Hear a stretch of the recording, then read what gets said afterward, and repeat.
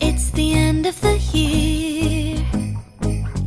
Everywhere on TV, couples and Christmas trees, gift wrapping and cheer. Just the worst time to be with someone special in all the movies that... hello अस्सलाम वालेकुम everybody, क्या हाल चाल है आप सबके। Hope you guys are doing really well and welcome back to my channel.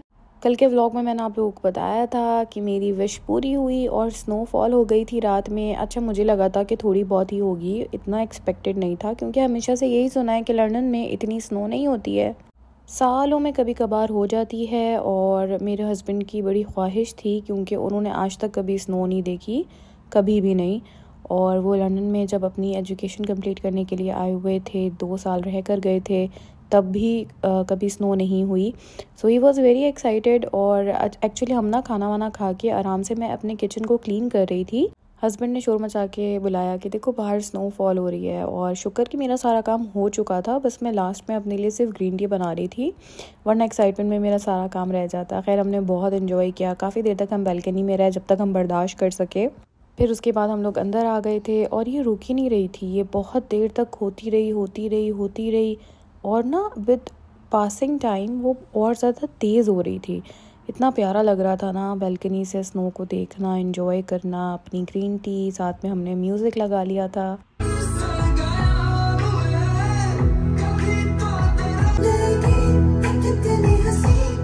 बस हम काफ़ी देर तक जागते रहे, कभी हम बाहर चले जाते थे, फिर अंदर आ जाते थे, फिर बाहर चले जाते थे और सॉन्ग सुन रहे थे, एंजॉय कर रहे थे। और फिर एकदम से बहुत तेज़ स्नोफॉल होना शुरू हो गई थी, लाइक बहुत ज़्यादा वाली। It's the end of the year. Everywhere on TV, couples and Christmas trees, gift wrapping and cheer. Just the worst time to be with someone special. In all the movies there, kissing in the snow, holding hands and mittens, baking together at home. Not like the movies when I'm walking in the snow, cold hands and mittens, eating gingerbread home. इतना खूबसूरत नज़ारा था ना, मैं बता नहीं सकती। और अपने घर के बाहर बालकनी में स्नो देखना, मतलब दिस इज़ अनबिलीवेबल। लाइफ कितनी चेंज हो जाती है ना। अच्छा, ये नेक्स्ट डे है। नेक्स्ट डे की अपडेट ये है कि जो सब्जियां आई थी वो सारी मैंने निकाल के ऐसे ही रख दी थी क्योंकि कल तबीयत बिल्कुल भी साथ नहीं दे रही थी। तो मैंने बस सिर्फ आलू गोश्त जैसे तैसे बनाया था और वो खा लिया था हमने, और वो मैंने शूट भी नहीं किया। खैर, अभी आलू गोश्त है लेफ़्ट ओवर, थोड़ा सा बचा हुआ, वो आलू गोश्त मैं खा लूँगी। और हस्बैंड के लिए बन रही है प्रॉन कढ़ाई, जिसकी तैयारी सारी मैंने यहाँ पे कर ली है। और मैं प्रॉन्स नहीं खाती हूँ, मैं सी फूड नहीं खाती हूँ, तो इसलिए मैं ये नहीं खाऊंगी। ये थोड़े से डीफ्रॉस्ट हो जाए फिर ये बनेंगे। मीनवाइल यहाँ पर मैं अपनी सब्जियाँ सारी मैनेज करके रखूँगी। अब डेफिनेटली 2 बंदे हैं तो इतनी सारी सब्ज़ी एक दफ़ा में तो खाई नहीं जाएगी, तो मैं इनको अच्छे तरीके से यहाँ पे साफ़ करके, और साफ़ करने के बाद इनके पैकेट्स बना के रख दूँगी फ्रीज़र में। जब जब मुझे जैसे यूज़ करनी होगी वो कर लेंगे। तो स्टार्ट मैंने मेथी से किया है, अभी मेथी कर लेंगे। फिर उसके बाद यहाँ पे पालक है बहुत सारी सी, तो मैं पालक के पैकेट्स बना लूँगी। और ये है गोभी को भी काट के रख लेंगे। अच्छा, मेथी थोड़ी सी मैंने गोभी गोश्त बनाना है, उसमें पालक और मेथी दोनों डलती है, तो ये वो डलेगी।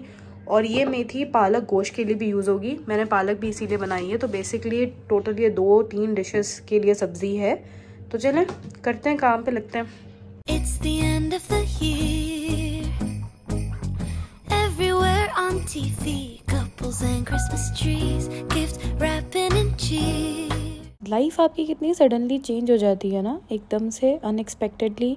यहाँ पे मैं काम करते हुए यही सोच रही थी कि शादी से पहले मैं खाना तो सारा बनाती थी, लेकिन सब्जियां मैं कभी भी नहीं काटती थी। वो ड्यूटी अम्मी या भाभी की होती थी। और अब with in a year life इतनी चेंज हो गई है कि मैं अपने ही घर के अंदर खुद सब्जी बना रही हूँ और मेरे घर के बाहर स्नोफॉल हुई हुई है इतनी ज़्यादा।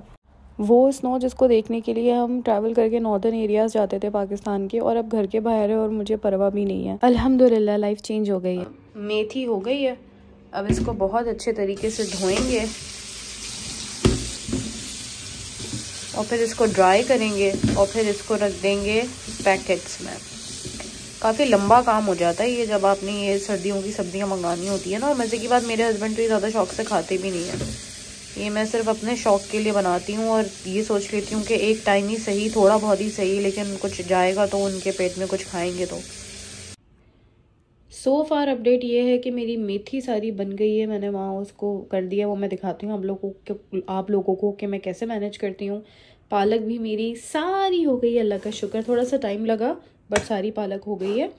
पालक का एक बैच कट के धुल के वो जा चुका है और ये दूसरा है। मीनवाइल यहाँ की अपडेट ये है कि ये डीफ्रॉस्ट हो गए हैं, तो बस अब अच्छा, ये डीफ्रॉस्ट होने के अलावा इनके अंदर की जो वेन्स होती हैं वो निकालनी होती हैं, तो वो मेरे हस्बैंड ने निकाली हैं, वो निकाल के वो गए हैं अभी यहाँ से, क्योंकि ये काम मैं नहीं कर सकती भाई। मैं ये जो सी फूड है उसकी वेन्स नहीं निकाल सकती, बाकी आप मुझसे कोई भी गोश्त वॉश करा लो, ये मैं नहीं कर सकती। तो ये उन्होंने कर दिया। कटिंग तो मैंने वैसे ही की हुई थी, तो अब साथ साथ कुकिंग स्टार्ट कर देते हैं। मीनवाइल कुकिंग में जितना टाइम लगेगा उतनी देर में ये वॉश करके ड्रेन करके मैं इनको पैकेट्स बना दूँगी।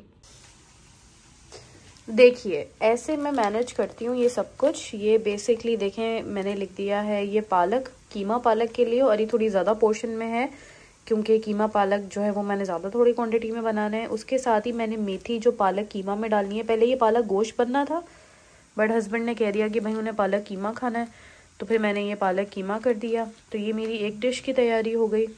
ये मेरा गोभी गोश्त है जिसमें पालक डलती है और साथ ही गोभी गोश्त में जो है वो मेथी भी डलती है, तो मैंने मेथी और गोभी गोश्त के लिए ये बना दिया है। और ये है मेरी पालक, दाल पालक के लिए।